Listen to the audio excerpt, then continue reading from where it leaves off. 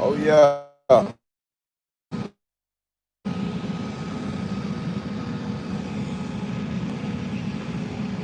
Get these chats going. You know I'm gonna go live one time for the show, y'all. You know I'm gonna go live to show y'all.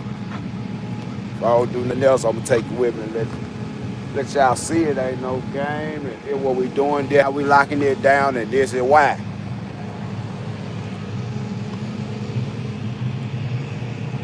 Give some people a chance to get up in here. What's up, there? I can't call it, bro. Another day, another dollar. Came here to take y'all through some handed chain work, baby. Some handed chain work. I said I was gonna do it a little bit different and try not to confuse nobody, but show some different ways you can use these chain and really be up on yourself. Really, for real, be honest with you. Yep. Oh man, they don't know what it did. Why it did like that? Oh, what that do? Hey, y'all know it deja vu too. I'm right back over here, y'all. Right back over here. I ain't taking down another one until Monday though. I'm finna take this to Pennsylvania. Gonna put something else with it too. Hey, nice piece of chain. Nice piece of chain. We are not abusing our equipment. It's a reason I said proper preparation prevent poor performance and all this type of stuff. Cause you gotta have some type of boundary to be set about what you are, what you're not gonna do, and what you are gonna do with this equipment. I try to have y'all looking dizzy, but I'm finna go over this securement this morning with a generator that's a little bit bigger than the last generator, and I got it changed a little bit different than the last generator. A little bit more weight, a little bit better securement, and I want to get you from a distance so y'all can see what's going on. Let these guys come through. These hard-working gentlemen over here. What's up, brother? Hard-working gentlemen right here. Yeah. Alright.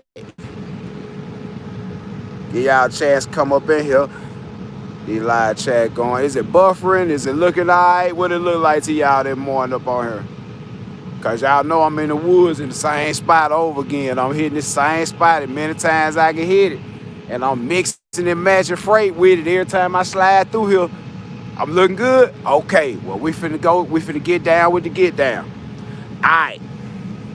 This is a Taylor TD 125. Last video we had a Taylor TD 100. Alright. 125 dictates that it weighs right at 5,280 pounds. The last one we put on here was like 4,200 pounds if y'all remember correctly. Okay. We already know that these generators, they get up on it. They already bolted down or screwed down to their own feet, 8x8s. So we don't have to worry about that. As long as we get these on top of our cross members down the side, we're good. That's not going anywhere. The weight will hold it. This is not a small generator, y'all.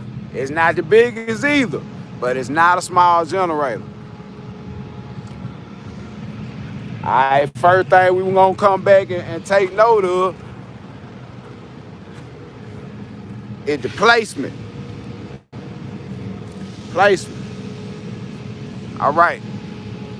Y'all know with the weight distribution, we're gonna come off that center point, off the center point of the axle right here, forward. For the 5,000 pounds, we're gonna come forward 5 feet. But that would only be the center of it if it was 10 feet long. This item is 11 feet long. Can anybody guess where that extra foot comes in at? Right there. So what did I do to that extra foot? I just hung that extra foot over there. But we still started it right there and moved to the center of it, 5 feet. And that balances it perfectly on the trailer. Let's look at our tires. Between our truck and our trailer, all of our tires are gonna look just about the same, you guys. Look at this. Look at your tie. Little weight on it. Little weight on it. Come on, truck tie. Come on now. We're gonna balance all this stuff up right. We don't want no misunderstanding. Truck tie. Ain't nothing overloaded. Truck tie. Nothing overloaded. Y'all see I took the Forgiatos off there because I told y'all I'm finna go to Pennsylvania. I ain't had no destination, so wherever it ended up being, that's where it was gonna end up being. So with that being said, I might have to bring out the chain. Wrap chains on some ties. So hey, it is what it is. Now, let's go to how these chains are ran, man. How I use the chains and binders, and it's a little bit different. And I'm gonna show y'all my one chain for two chain method, and I'm gonna show you what some people think is a one chain for two chain method when it's still just really one chain. Now, but I use a combination of a bunch of different ways to do this, so I'm gonna show y'all, I think 3 different ways to use this chain right now, and just show y'all what it is and what it ain't. All right, but I use all 3 different methods on here, just for y'all. All right. We're going to talk about the first one. Now, don't count this. Cut that off. Don't worry about nothing over there. Just worry about this binder going up to this point right here. Now, what I did was I ran the chain through the eyelet, hooked it to itself on the non-welded side of the chain. You see that weld right there? The hook is on the non-welded side. I always remember this, you guys. If the chain gonna break, it more than likely gonna break on the side that been welded already. So don't hook to that. Same thing here. That's the welded side of the chain. Do not hook to that side of the chain. Hook to the side that's not welded. You see it? That's the weld. That's the smooth side. We hooking into the smooth side. Never hook into that welded side. We don't want to crush that. Okay? Alright, then we come down and we brace up against our chain spool and we anchor it and we go right up to there and we tighten it down. Now, if you look at that, it's pulling towards the rear of the trailer. Y'all see that? Okay? It's pulling towards the rear of the trailer. Oh yeah, no doubt. How you doing, Denisha? And that's pulling towards the rear of the trailer. It's pulling down and backwards. Okay? Now, we look at this setup right here, and we'll notice that it's pulling slightly forward and down right there. Okay, now this is a different method of using a chain that isolates one chain, but this chain right here and this chain right here are totally independent of each other. And if you'll take note, this is the slack between them. It's not tight. This chain has nothing to do with this chain. So, if this chain and this chain are independent of each other, that means they could be pulling in different directions. And if that chain breaks, it doesn't affect this chain. So what do? Without the use of any hooks, loop the chain through this eyelet, through this stake pocket, hook into the non-welded side of the chain with the binder, hook into the other end, non-welded side with the binder, crank them together, and you will form a loop. You will form a loop off of that chain spool. You will form a loop. That is a completely independent chain. If I were to cut the slack right there in half, it will fall. This chain will be tight, and this chain will still be tight. So that's 2 chains. But that is 1 chain, y'all. That's done with actually 1 chain. That's 1 20-foot chain. But I separated and used 2 anchor points, 2 points of contact, 2 binders, and separated them out. So even if you cut the chain in half right there, this chain has absolutely nothing to do with this chain. And that's how you know the difference between if it's a 2 chain for one method or not. If you could cut that chain in the middle and it doesn't affect the other side, you know that that is 2 points of contact. If you cut the chain in the middle and one side gets loose or the other side gets loose, you know it was predicated on that one chain. So that's not 2 chains for 1. Now I'm gonna show you what we got. 2 points of contact at the rear, but this is still considered 1 chain. Now, I'm going to show you why this differs. If you look at what's going on, I hooked to the eyelet right here. Hooked to the eyelet, hooked it to itself on the non-welded portion of the chain. I did not run it around here and back to itself and chain it. That would have been one complete loop to make a chain. What I did was I went around the chain spool and went clear to the other side, and you'll see this a lot of time. And I went around and around the other chain spool and came up and hooked into there. So both of these chains, if you look at them, they pulling toward the back. Y'all see that, right? But how many of y'all know if you cut that chain right there in the middle, that's going to become a loose? If you cut that chain in the middle, that's going to come loose. So that's not independent. That's still 1 point of contact. And the reason I can do that is because the entire machine weighs 5,200 pounds. That's a 4,700 pound chain. That's regulating the back. Then we have another 4,700 pound chain pulling it back again. And then we independently made this 4,700 pound chain to pull it down and forward.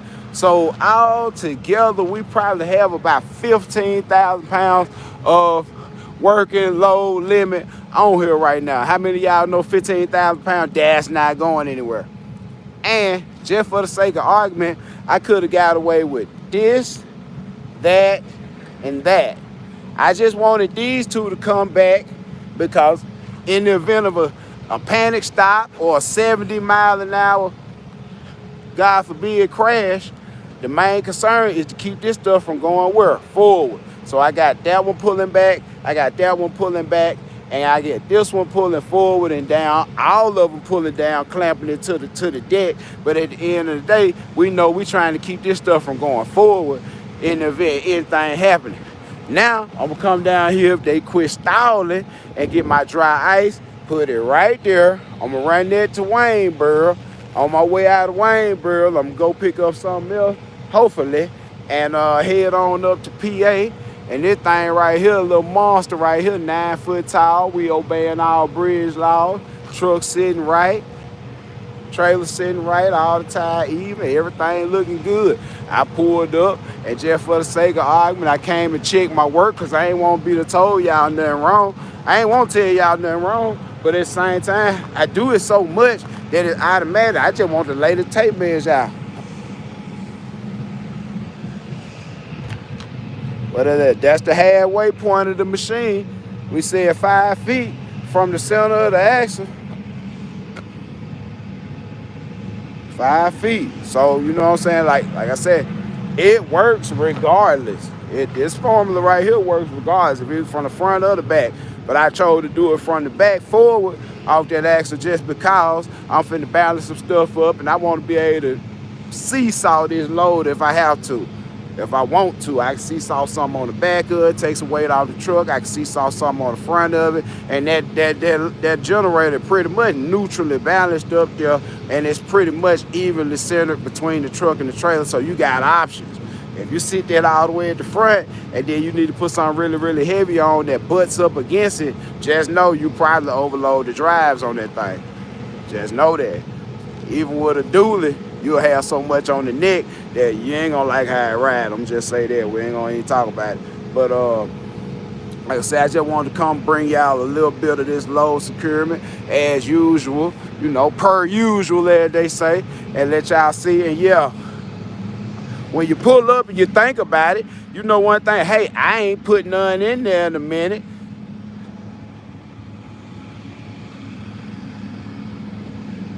For your oil bath guy, for your oil bath guy. When I pulled up, I said, man, I ain't put none in there in a minute. Let me check them. All of them looked a little low. So, hey, I topped them all back off, man. When you get ready to come back out on a Monday, you did your pre-trip and everything, which I did do that.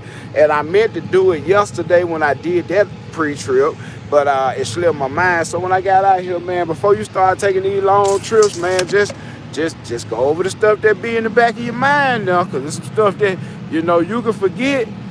It really can cost you some serious time, money, could cost you your life out here, man. And you don't want to be dealing with wheels coming off and bearings burning up and all that. And on another note, Albany, Georgia, this morning, Albany, Georgia, we got 4 feet by 4 feet by 630 pounds going up there to Pennsylvania. I was tempted to go over there. It's a little bit too far out of my way for me to be going up there talking about compound a mile. That ain't how you leapfrog it.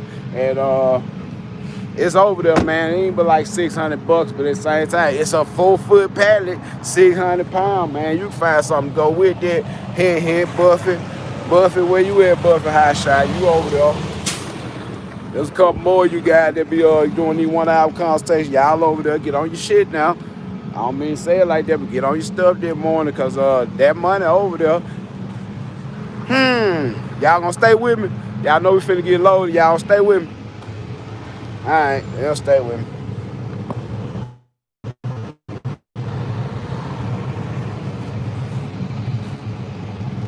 Right here, sir. You going on the back right there? Yeah, right here. If it'll go across, it'll fit. Can you back up for me? Yes, sir.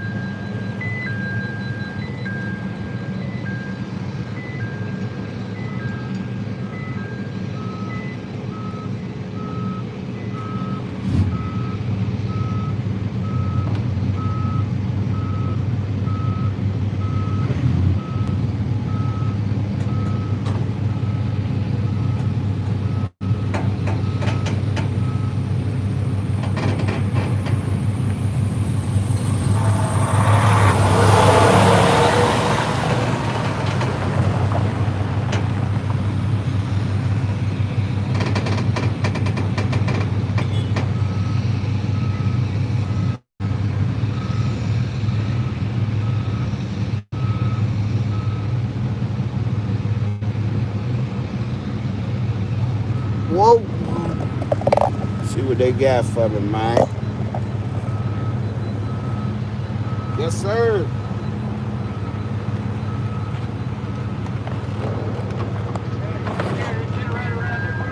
Man, I run a lot of them. Yeah. There's one going to Pennsylvania. Woo. Yeah, it's cold up there too, Doc. Yeah, you can push it. It's cold up there right now, big daddy. A little bit more. Yeah. Alright, okay. I knew it was gonna drop. Oh yeah.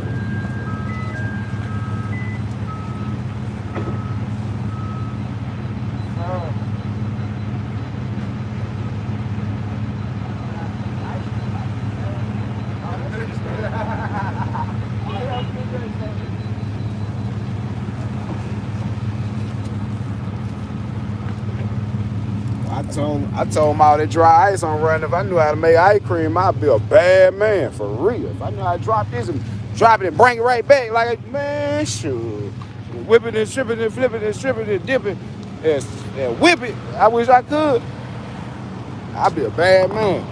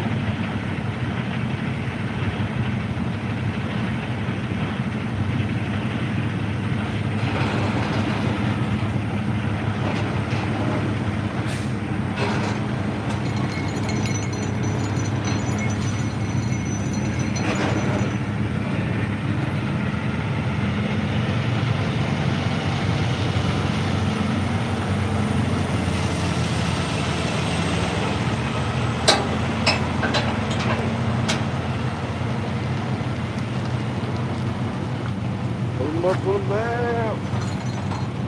Yeah. Beautiful day in the neighborhood, boy. I'm finna go up there where it's cold at Big Daddy. Chain gang. Bring out that chain gang. Chain gang.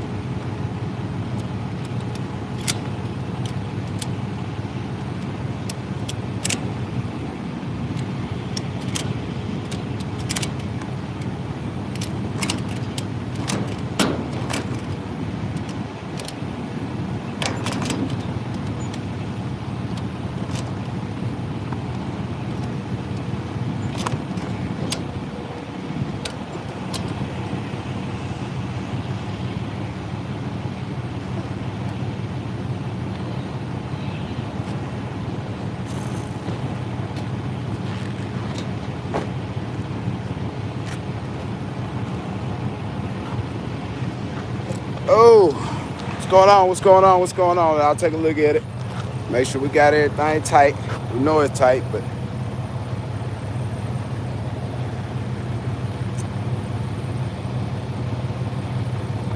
yeah. Strap, hold they sell. Hold they sell. You ain't gotta fight with it. Very tight, very tight. Alright, this that player tip of the day. Them small pieces of duns I told you that'll really save you. Help you bridge this gap right here when you roll the knees off. Small piece of dunny. Put that up under your binder. Use it to crank down. Now you got room for it to spin. See, it ain't gonna catch.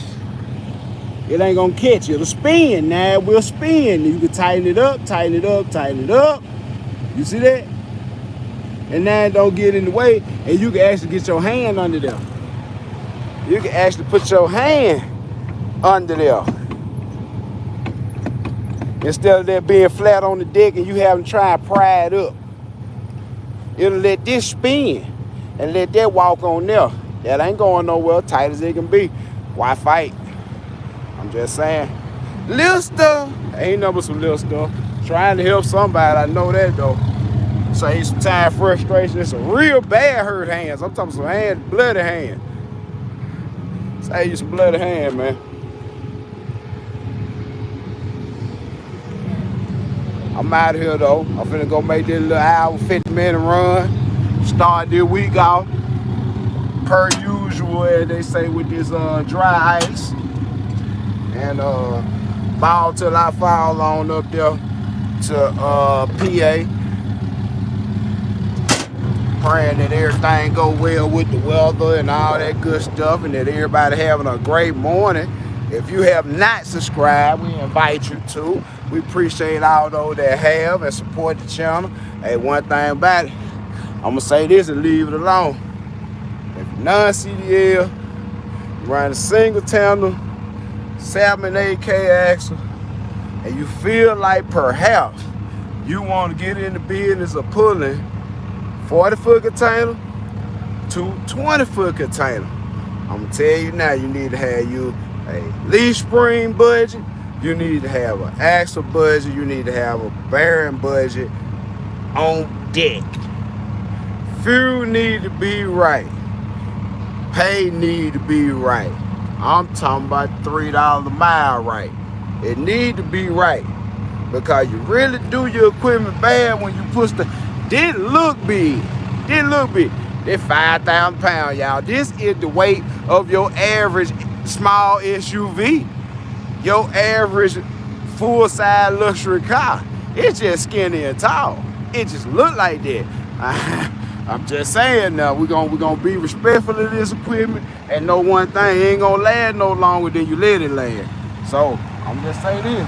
When you get to pulling that type of stuff, just know you finna get a real 7.5, 8 miles a gallon across the country. You're gonna see some very, very, very high winds going across the country. It's gonna treat that trailer as it is, an empty box trailer. On a ball, on these trailer, riding across 40, you'll see.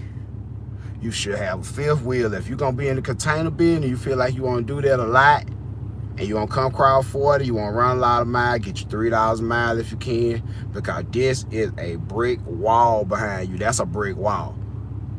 7, 8 miles together, that's normal. Really putting a lot of leverage and stress on the trailer, that's a given.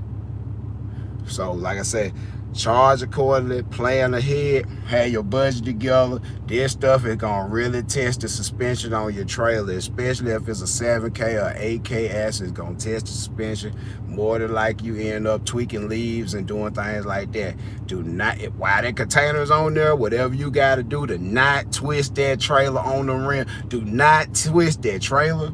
You know what I'm saying? Cut as wide as you can. If you gotta let somebody go and then you go to keep from twisting that trailer, do not twist that trailer. I'm just let you know. But with that being said, we all gotta have boundaries. We gotta have stuff that is a no-fly zone for certain stuff, and there's certain stuff that we just not gonna do it. We want this stuff to last. So like I said, you treat this stuff good, it'll treat you well.